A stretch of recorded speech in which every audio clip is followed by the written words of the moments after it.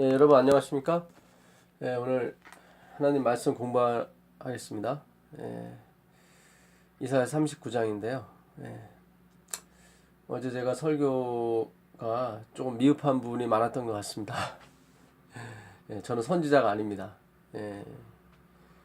제가 전하는 기별의 확신성을 드리기 위해서 제가 조금 약간 선을 넘은 느낌이 없지 않아 있습니다. 오해가 없으시길 바라겠고요. 하나님께서는 우리 모두가 그분의 영을 받고 그의 모든 백성에게 그 영을 주사 다 선지자 되게 하시기를 원하십니다. 모세에게 하나님 명령하시기를 70장로를 내 장막 앞에 모이게 하라. 내가 그들 위해 영을 주겠다고 말씀하셨거든요. 그때 엘답과 메닷 두 장로가 자기 진중에 머물고 오지 않았어요. 그런데도 그곳에 하나님의 약속의 영이 임하셔서 그들이 예언했거든요. 그러니까 여호수아가 와서 저 두 사람 예언하지 못하게 막아달라고 그랬을 때 모세가 한 말씀이 이 말씀입니다. 하나님은 그 영을 그 모든 백성에게 주사 다 선지자 되게 하시길 원한다고요. 오늘 우리가 셋째 천사의 기별을 전하고 있습니다. 첫째 천사, 둘째 천사, 셋째 천사. 엘렌 화이트는 이 천사들이 하나님 말씀을 전하는 백성이라고 말씀하고 있거든요. 그들이 이 기별을 전하는 것입니다. 천사가 전하는 게 아니에요. 물론 천사와 우리가 협력을 하겠죠. 우리는 모르지만 천사가 옆에서 우리에게 많은 도움을 주고 있는 건 사실입니다. 그러나 이 기별을 전하는 최종적인 그런 종이 되는 것은 바로 여러분들인 것입니다. 선지자란 뜻은 먼저 선자, 알지자입니다. 그러니까 우리는 자꾸 어떤 기적을 베풀고 있는 그런 쪽으로 자꾸 생각하시는데 그것이 아니라 먼저 받은 사람이 뿐이에요. 그러니까 먼저 받았을 뿐입니다. 늦게 받고 먼저 받고는 큰 차이가 없습니다. 어제도 말씀드렸지만 마지막으로 받으신 분이 가장 많은 기별을 받게 되어 있습니다. 하여튼 오해가 없으시길 바라겠고요. 어느 분이 말씀을 전하든지 똑같은 심정을 갖고 전하게 될 것입니다. 이 기별이 진짜라고. 근데 정말 이 믿음으로 만념의 기별은 이 시대 최종 기별이며 이 기별을 받아들이는 모든 사람들에게 하나님의 영이 부어지게 되어 있습니다. 그래서 여러분께서 꼭 그 반열에 들어가게 되시기를 간절히 바랍니다.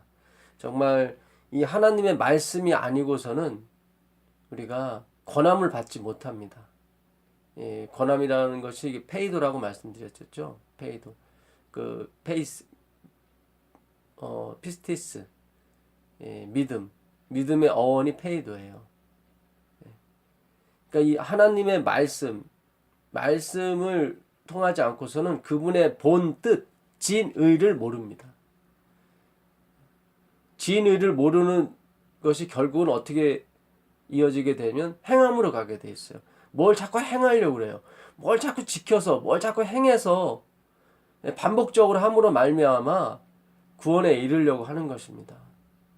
그런 게 아니에요. 그런 게 아닙니다. 하나님께서 불기둥과 구름 기둥으로 이스라엘 백성을 인도하셨죠. 출애굽 전부터 인도하셨어요. 광야 때부터. 홍해를 가르기 전부터 하나님은 불기둥과 구름 기둥을 그들을 인도하셨다고 말씀하고 있습니다. 그 기둥이 아무드라는 뜻인데요. 그거는 무슨 뜻이냐면 스탠드예요. Take one's stand 이렇게 돼 있어요.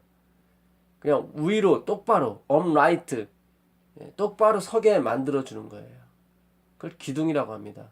그 기둥이 헬라 시대로 오게 되면 그 스테이크가 돼요. 그러니까 스타우루스 십자가가 됩니다. 십자가가 아니라 그냥 기둥이라는 뜻입니다. 기둥, 언약의 기둥. 그러니까 구름 기둥, 불 기둥으로 이스라엘 백성을 인도하신 것은 십자가로 하나님의 죽음으로 그들을 사서 인도하시는 것입니다. 그것이 우리 성도가 가야 될 길이고 또한 우리가 성도가 믿어야 되는 것입니다. 오늘 이사야서 그 39장 8절까지 밖에 없는데요. 되게 짧습니다. 꼭 한번 읽어보시게 되기를 바랍니다. 그래서 이사야 이 39장에는 그 히스기야가 죽을 병에 걸려서 나은 후에 그 바벨론 왕이 사신을 보내게 됩니다. 왜냐면 해가 뒤로 10도 30분 정도 뒤로 시계가 물러간 걸 보게 되거든요. 그래서 깜짝 놀라서 이게 무슨 일인가 했더니 히스기야 왕이 고침을 받겠다는 징조의 하나로 하나님이 주신 거라고 들었어요. 그래서 깜짝 놀라서 아무래도 그런 어떤 하나님이 함께 하시는 사람과 손을 같이 잡고 싶은 것이 바벨론 왕의 마음이었을 것입니다. 왜냐하면 바벨론 왕은 큰 꿈이 있었으니까요. 이 전 유럽, 전 세계를 통일하고자 하는 그런 마음이 있었기 때문에 어떤 신통력이 있는 사람과 함께 하길 원했거든요. 그래서 그 뜨는 나라에서 사신이 오고 보물도 가져오니까 히스기야 마음이 확 풀어졌어요. 그래서 하나님을 향한 마음이 이 세상에 어떤 권력에 힘에 마음이 가게 됐습니다. 그래서 그 뜨는 나라 바벨론과 손을 잡게 되면 더 이상 아수르로부터 공격을 안 받아도 될 것이라는 그런 생각이 들었었죠.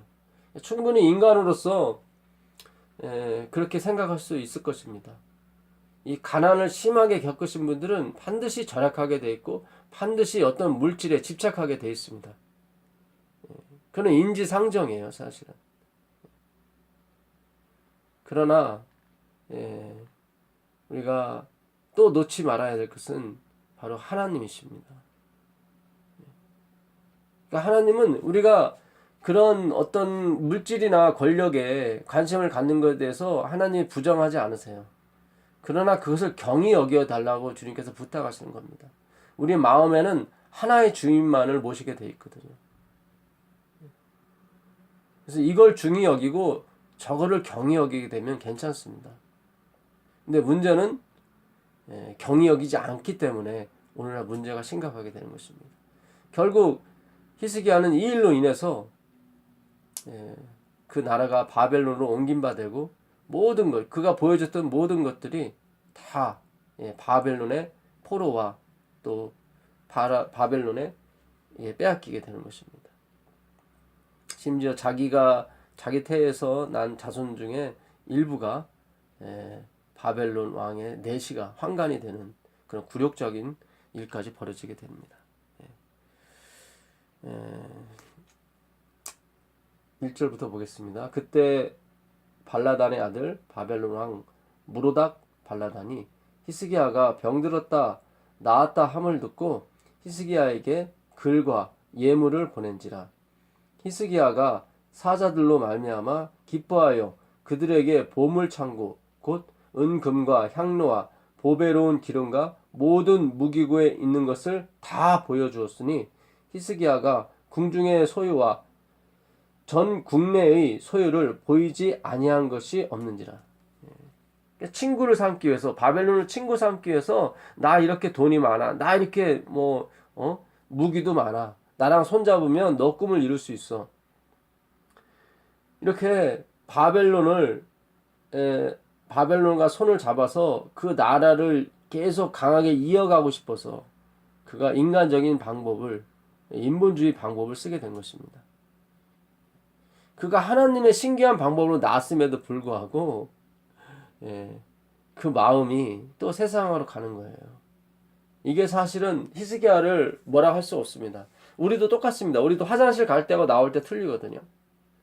화장실 가기 전에 마음은 모든 것을 내가 하나님께 드리겠다고 마음 먹지만 그 문제가 해결된 뒤에는 생각이 바뀌어지게 되는 것입니다.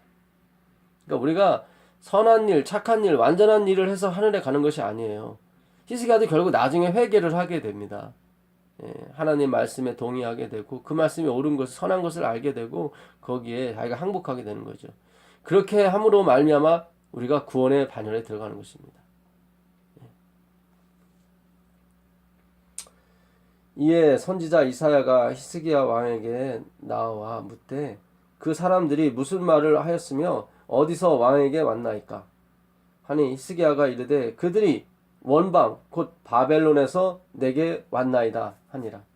이사야가 이르되 그들이 왕의 궁전에서 무엇을 보았나이까 하니 히스기야가 대답하되 그들이 내 궁전에 있는 것을 다 보았나이다. 내 창고에 있는 것으로 보이지 아니한 것들이 하나도 없나이다 하니라. 다 보여줬어요. 모든 걸 다 보여줬어요. 모든 마음을 다 열었어요. 어디에요? 바벨론 왕한테요. 히스기야가 이런 습관이 그냥 있는 게 아니에요. 열왕기야 우리가 저번 이사야 그 37장 38장에서 우리가 봤지만 그 열왕기야 20장 6절에 3절에 가보면 히스기야가 하나님께 드린 기도가 나오죠. 여호와여 구하오니 내가 진실과 전심으로 주 앞에 행하며 주께서 보시기에 선하게 행한 것을 기억하옵소서. 그러니까 자기가 하나님한테 행한 것, 산당을 부수고 구리뱀을 부수고 우상을 철폐한 거, 이걸 좀 기억해달라고, 자기의 선한 일을 기억해달라고. 그랬을 때 하나님께서 15년을 주세요. 15년. 15년을 주면서 하시는 말씀이 뭡니까? 내가 내 날에 15년을 더할 것이며 내가 너와 이 성을 아수르 왕의 손에서 구원하고 내가 나를 위하고 또 내 종 다윗을 위함으로 이 성을 보호하리라. 내가 한 말, 그 약속을 지키기 위해서 내가 너를 살려줄 것이다. 왜냐면 아들이 없어, 자식이 없어서 하나님 말씀, 그 영원히 내 자리가, 내 왕위가 견고하게 될 것이라는 그 그리스도께 이어주기 위한 그 고리가 끊어지지 않기 위해서 내가 내 기도를 들었고 내가 내 언약을 기억한다. 나를 위하고 내 다윗과 약속한 그 언약을 지키기 위해서 내가 너한테 15년을 더 주겠다고 말씀하시는 거예요. 최소한 이 아이가 12살, 초등학교 정도는 돼야 나를 통치할 거 아닙니까? 그러니까 하나님은 최종적인 목적이 예수 그리스도예요. 그분이 계시면 우리가 억울하게 죽고 억울한 일을 당했을지라도 그분이 다 회복할 수 있거든요.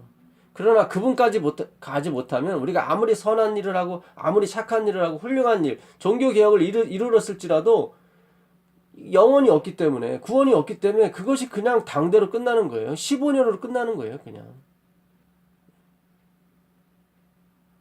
왜 예수님이 필요하고 왜 하나님이 우리 삶의 중심이 돼야 되는지, 십자가가 중심이 돼야 되는지 그 이유가 여기 있는 것입니다. 우리의 선함과 우리의 어떤 행위로는 절대로 구원의 바늘에 들어갈 수가 없습니다. 그 유교 공자의 유교 명심보감에 보게 되면 그 7가지의 그런 여러 가지 그런 나이별로에 거치는 그런 형상들을 묘사한 게 있어요. 그 어느 날 공자의 제자가 와서 공자에게 물었습니다. 내가 어떻게 이 세상을 살아야겠냐고. 그러니까 그 어질 인자를 말을 했어요. 그럼 그 어질 인을 어떻게 행할 수 있습니까? 그렇게 했을 때 공자가 말하기를 자기를 이기고 자기를 그러니까 누르고 자기의 마음을 누르고 그 예를 쫓아라. 그러면 인이 온다. 극기복례라고 그러죠. 극기. 자기를 이기는 거예요. 이게 지금 우리가 얘기하는 기독교하고 거의 똑같습니다. 전에도 말씀드렸던 것처럼 불교의 그 반야신경, 관자재 보살, 그 내가 어떤 행위를 함으로 말미암아 절대자가 나와 함께 하는 거예요. 반드시 내 행위가 그 조건이 되는 거예요. 그 관자재, 스스로 있는 절대자가 봤을 때 그 사람이 보살다운 행동을 할 때 그 절대자가 그와 함께함으로 그가 부처가 되는 거예요. 그것처럼 공자도 같은 말 하는 거예요. 극기복례라고. 그 명심보감에 보게 되면 그런 말이 있어요. 그 지천명, 50세 지천명. 사람이 50세가 되면 그 하늘의 명을 따라야 된다는 거예요. 그러니까 공자가 말하는 그 도가 있습니다. 그 도는 그 자연의 법칙을 거스르지 않는 걸 도라고 그래요. 그 자연의 법칙 중에 하나가 인간의 도덕과 윤리도 포함이 되는 것입니다. 그 도 중에 하나가 또 천이라고 그래요. 천.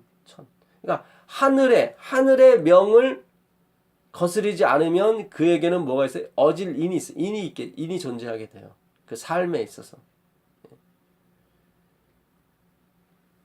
그 20세를 약관의 나이라고 합니다. 약관. 이제 갓을 딱 처음 쓴 약관의 나이라고 그러죠.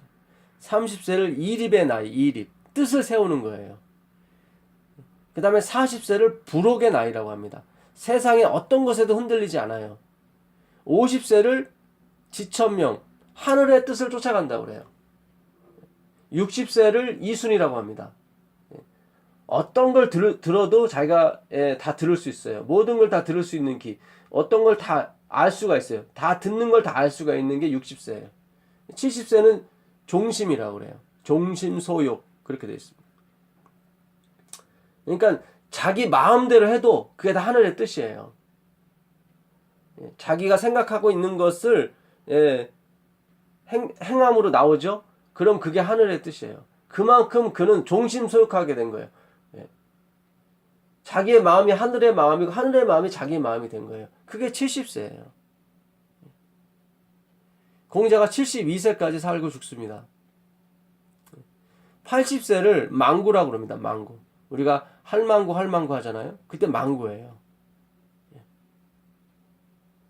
그 망구는 90세를 바라본다는 거예요. 그래서 공자는 그 70세, 그 종심의 세계에 그 사람들이 모여서 이루는 세계를 이상국가라고 생각했던 것입니다. 그렇게 약관과 이립, 그리고 부록, 지천명, 이순을 거친 그 사람들이 모이는 세계가 바로 이상국가라고 생각하고 공자는 그걸 명심보감에 그걸 기록한 것이죠. 그러니까 자기를 극복함으로 자기를 억누름으로 말미암아 그것을 이룰 수 있다고 생각하는 거예요. 그게 지금 우리가 말하는 성화의 어느 하는 단계 아닙니까?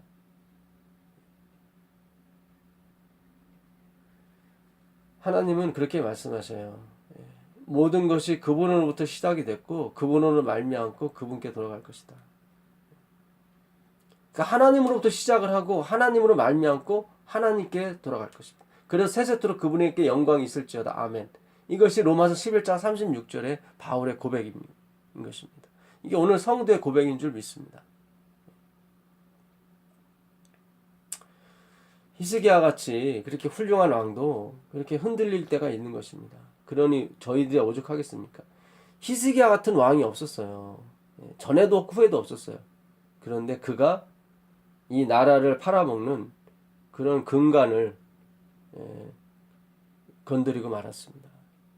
그러니 저희는 어떻겠습니까?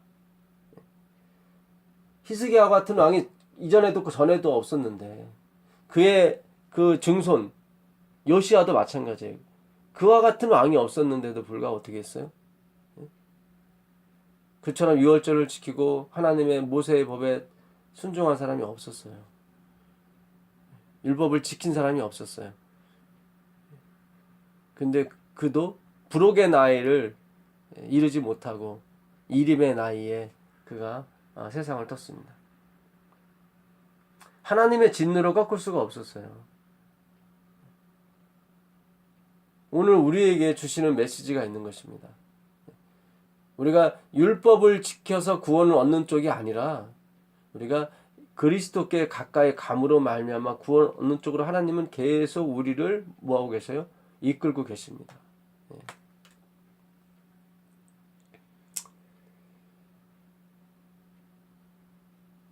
예.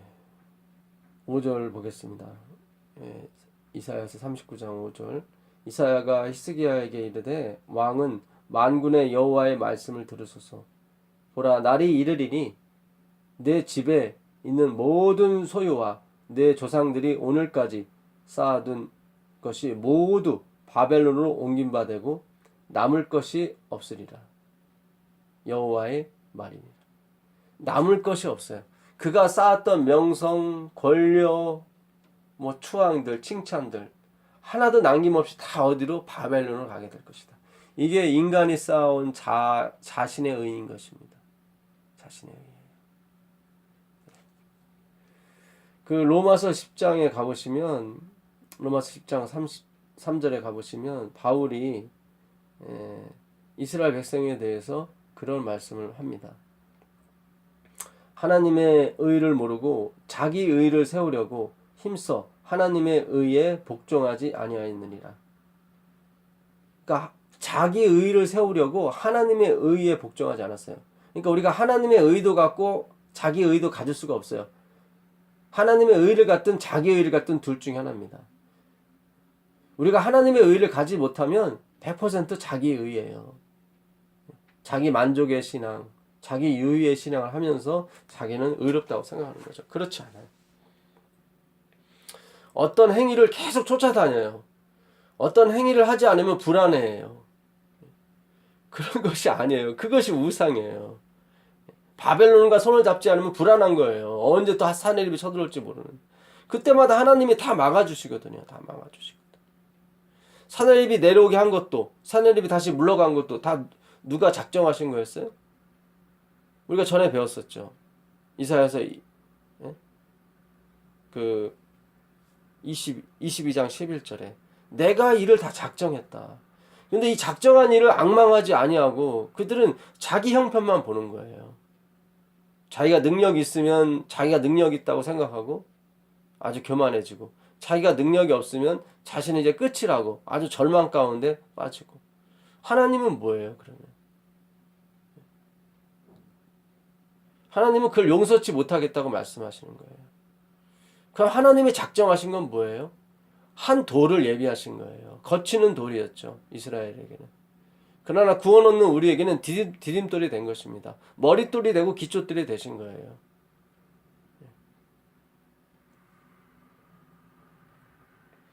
그래서 하나님은 우리가 쌓아놓은 모든 것, 자기 의를 파멸이라는 작정으로 다 밀어 넣었습니다.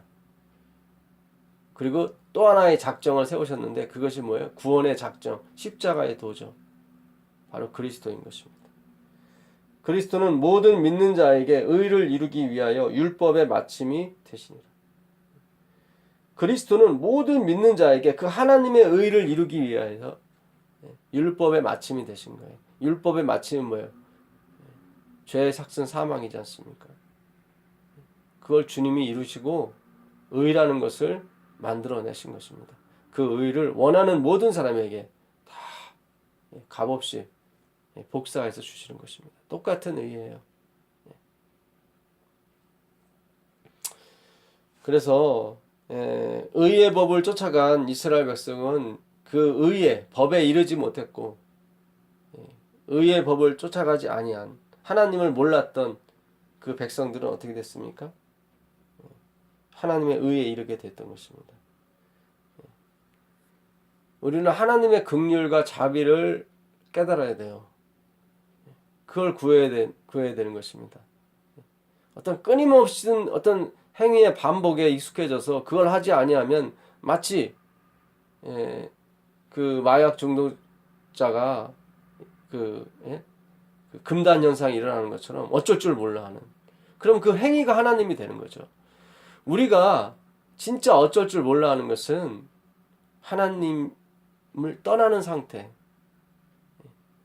하나님을 의지하지 않는 상태, 그거 외에는 두려워할 것이 없어야 됩니다. 하나님이 나를 떠나는 상태 외에는, 내가 하나님을 붙들지 않는 상태 외에는 우리가 두려울 것이 없어야 됩니다. 어떤 행위에 우리가 포커스를 맞추게 되고 어떤 걸 지킴으로써 우리가 만족을 얻고 안심을 하게 되면 그 순간부터 십자가는 점점 사라지게 돼 있어요. 하나님께서 우리를 어떻게 하십니까? 우리를 이끌어 가세요. 어떻게 해요? 완전이라는 곳으로 끊임없이 우리를 인도하십니다. 하나님께서 하시는 일이에요. 우리는 그분에게 순종하고 복종하는 거죠. 그분에게 모든 걸 맡기는 거예요. 의탁하는 거예요. 그걸 뭐라고 그래요? 나는 스스로 아무것도 알 수 없다라고 고백하면서 가는 거를 의탁한다고 하는 것입니다. 오늘 엘렌 G 화이트의 글을 제가 잠시 읽겠습니다. 그 믿음과 행함 18, 19페이지 있는 말씀인데 1890년 배틀크릭에서 한 설교에 대한 내용입니다. 1890년이면 그 엘렌 화이트이 만 63세 이순의 나이죠. 공자로 따진다면 그때 쓴 글입니다. 우리 믿음으로 구속의 계획과 오직 믿음으로 구속의 계획과 진정한 회개가 무엇인지에 대하여 이해하지 못하는 많은 젊은이들이 보냄을 받는다. 그러니까 믿음으로 이 구원을 얻는 그런 하나님의 계획과 진정한 회개, 진정한 돌이킴이 무엇인지 모르는 사람들이, 이해하지 못하는 많은 젊은이들이 선교사로 갔다 이 말이죠. 사실상 그들이 회개할 필요가 있다. 이 점에서 우리는 깨우침을 받을 필요가 있으며 목사들은 진정한 회개를 설명하는 주제를 한층 특별히 강조하기 위하여 교육을 받을 필요가 있다. 그러니까 그 당시 목사님들이 이 회개란 무엇인가? 우리가 회개라는 것은 그냥 잘못했습니다. 그것이 아니라 그 뭔가를 잘못 가던 길을 뭔가를 고치는 걸 말해요. 돌이켜서 고치는 거예요. 고칠 개자를 쓰거든요. repent예요. 고치는 걸 말해요. 근데 우리가 고치는 걸 다 행위 쪽으로 강조를 했어요. 이 메타노에오는 마음을 바꾸는 걸 말해요. 마음을. 행위를 바꾸는 게 아니라. 무릇 지킬 만한 것보다 내 마음을 지키라. 생명의 근원이 이에서 남이라 그랬거든요. 잠언 4장 23절입니다. 무릇 지킬 만한 것보다 그 어떤 것, 돈을 지키는 것이 아니라, 재물을 지키는 것이 아니라 내 마음을 지키라고 그래요. 왜냐하면 모든 생명의 근원이 이 마음에서 나오기 때문에 그렇다는 거죠. 그걸 회개라고 그러는 거예요. 마음을 지키는 거를. 침례를 받은 모든 사람들은 그들이 회개하였다는 증거를 보여줘야만 한다. 목사님을 비롯해서 모든 성도들이 침례를 받았습니다. 그들은 내가 침례를 받았습니다. 내가 회개를 했습니다라는 증거를 가지고 있어야 됩니다. 증거. 뭘 고쳤다는 증거. 그게 뭐예요? 나는 스스로 아무것도 할 수 없습니다. 그거란 말이죠. 내가 바벨론과 손을 잡은들, 내가 무화과 나무로 떡반죽을 해서 창고에 가득 쌓아놓고 병날 때마다 붙인들, 하나님의 말씀은 15년이라고 그랬단 말이죠. 그걸 벗어날 수가 없는 거예요. 하나님 말씀이 영생이다 그러면 영생으로 가는 거예요. 그걸 그분의 주권이라고 얘기하는 것입니다. 그건 그분이 갖고 있는 소유, 그분만이 갖고 있는 능력이며 신성인 것입니다. 신기한 능력으로 우리가 어떻게 되는 거예요? 하나님 나라에 들어가는 거예요. 베드로후서 1장 3절에 가보시면 베드로가 그런 말씀을 하죠. 베드로후서 1장 3절입니다. 그의 신기한 능력으로, 이게 신성입니다. 데오시스. 모든 만물에 하나님의 신성이 나타남으로 핑계치 못한다고 그랬죠.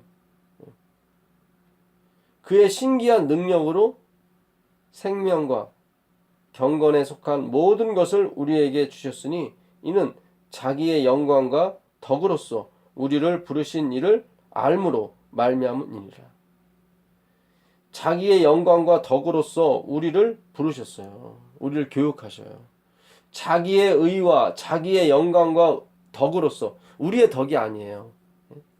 공자는 우리가 덕을 쌓음으로 말미암아 극기 복례를 예를 쫓음으로 말미암아 덕을 쌓을 수 있다고 그랬는데, 그는 우리 자기가 쌓는 자기 의예요. 그것으로는 안 돼요. 신기한 능력으로 우리에게 주사, 우리에게 덧입히사 뭡니까? 당신의 영광과 덕으로서 우리를 교육하고 부르시는 것입니다. 그것으로만 우리가 변화받을 수 있는 것입니다. 다른 건 되지 않아요. 그들이 회개했다는 증거를 보여줘야 한다. 타락한 인간이 자신의 가장 좋은 선행으로는 아무것도 할 수 없다는 사실보다 더욱 열렬하게 강조되고 보다 빈번하게 되풀이하고 모든 사람의 마음속에 보다 확실하게 정립시켜 줘야 할 필요가 있는 요점은 없다. 타락한 인간이, 하나님을 떠난 인간이 자신의 가장 좋은 선행으로는, 내가 바벨론 아니라 그 더한 나라와 손을 잡을지라도 내가 어떤 행위를 계속 평생이 아니라 영원토록 할지라도 그런 선행으로는 아무것도 할 수 없다는 사실. 이 사실보다 더 열렬하게 강조하고 보다 빈번하게 되풀이하고 모든 사람의 마음속에 보다 확실하게 정립시켜 줄 건 없다는 거죠. 이거는 매일매일 강조할 필요가 있다는 거예요. 모든 설교에 이것이 들어가야 된다는 거예요. 우리는 스스로 아무것도 할 수 없다는 거예요.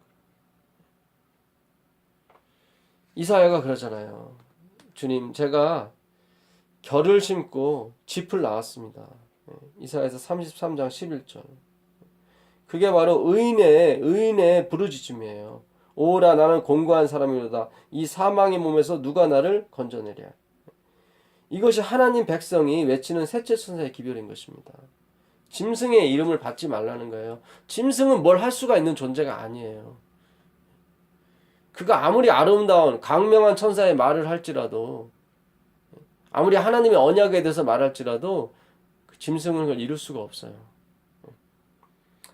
너희가 결을 잉태하고 짚을 해산할 것이며, 여기 나오잖아요. 너희가 결을 잉태하고 짚을 해산하는 것 뿐이다. 내가 수고와 정말 피땀으로 해산의 고통을 낳았지만 바람을 낳는 것 같다고 그랬거든요. 바람을 낳는 것. 하나님이 작정하신 건 하나밖에 없습니다. 그게 뭡니까? 십자가의 도죠. 십자가의 도. 이사야 28장 16절입니다. 그러므로 주 여호와께서 이같이 이르시되 보라, 내가 한 돌을 시온에 두어 기초를 삼았으니 곧 시험한 돌이요 귀하고 견고한 기초돌이라. 그것을 믿는 자는 다급하게 되지 아니하리라. 그 예수님께서 예비하신 그 견고한 기초돌, 시온의 돌, 반석이신 그리스도를 믿는 사람은 다급하게 되는 일이 없습니다. 이것이 하나님께서 작정하신 거예요. 또한 작정한 게 뭡니까? 22절. 그러므로 너희는 오만한 자가 되지 말라. 너희 결박이 단단해질까 하노라. 대저 온 땅을 멸망시키기로 작정하신 것을 내가 만군의 주 여호와께로부터 들었느니라.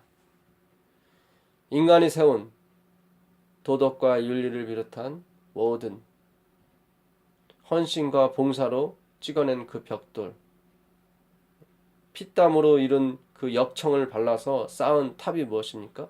바벨탑인 것입니다.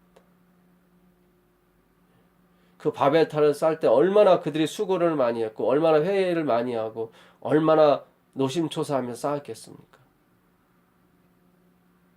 주님 거기 계십시오. 제가 도덕과 윤리를 지킴으로 말미암아 그곳에 올라가겠습니까? 가겠습니다. 제가 극기 복례하고 인과 덕을 실천함으로 제가 그곳까지 가겠습니다. 그것이 바벨탑과 무슨 틀릴 게 있겠습니까? 그것은 다 파멸되기로 작정된 것입니다. 왜요? 가치가 없기 때문에 그래요. 우리 사람들은 우리가 어떤 선한 양심을 가지고 사회를 개혁해서 보다 좋은 나라를 만들 수 있고 보다 좋은 사회를 만들어 말미암아 이상국가를 실현하려고 했죠. 그렇게 많은 사람이 시도를 했어요. 그 중에 하나가 칼 마르크스였습니다.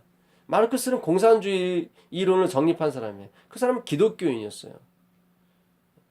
자신의 생각과 자신의 그런 성경에서 받은 빛을 이용해서 이상국가, 공산, 커뮤니스트를 만들려고 그랬죠. 모든 사람이 잘 살고 모든 사람이 행복한. 그러나 어떤 날 이루게 됐어요? 그래요.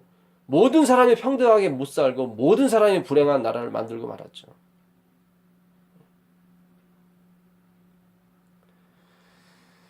여러분, 우리의 선한 양심으로 무엇을 만드는 것이 아닙니다. 왜요? 우리는 선한 양심이 아니기 때문입니다. 그것을 우리가 이순이 되고 우리가 종심이 되어서 또 망구에까지 이르게 되면서 우리는 점점 그 사실을 명료하게 깨달을 뿐인 것입니다. 하나님은 우리에게 선한 일을 하라고 이곳에 보내셨습니다. 그 선한 일이 무엇입니까? 예수 그리스도를 믿는 일입니다. 그게 하나님의 일입니다. 우리가 생각하는 선한 일이 선한 일이 아닙니다. 하나님의 생각하는 선한 일과 우리가 생각하는 선한 일이 틀립니다.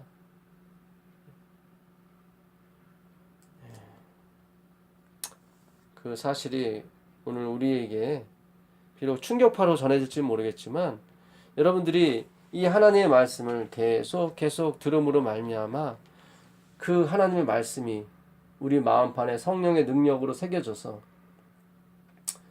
이 말씀을 전하는 저와 여러분 모두가 하나님께서 원하시는 그곳까지 이르게 될 줄 믿습니다.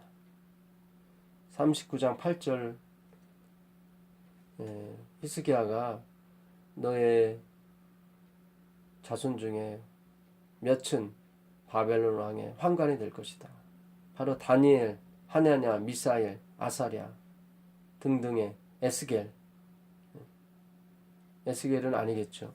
하여튼 그 4명의 그 젊은 17살 먹은 청년들은 내시가 되었습니다. 그게 히스기야의 그 잘못된 선택으로 말미암아 그것이 이루어지고 말았죠. 근데 히스기야는 최고의 왕이었거든요. 근데 잘못된 선택을 했어요. 그렇다면 우리는 어떻겠습니까?